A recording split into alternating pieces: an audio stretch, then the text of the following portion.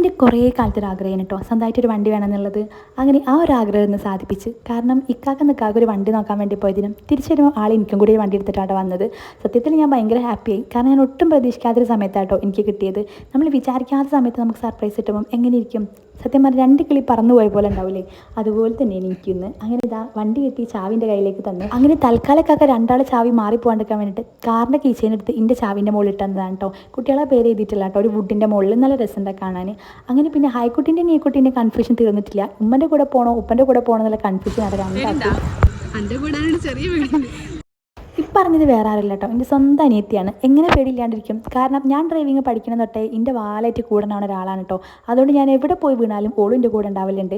അങ്ങനെ വീണ് ഒടുക്കം ഞാൻ ഡ്രൈവിങ് പഠിച്ച് കൂടെ ഓളും പഠിച്ചിരിക്കുന്നു കേട്ടോ.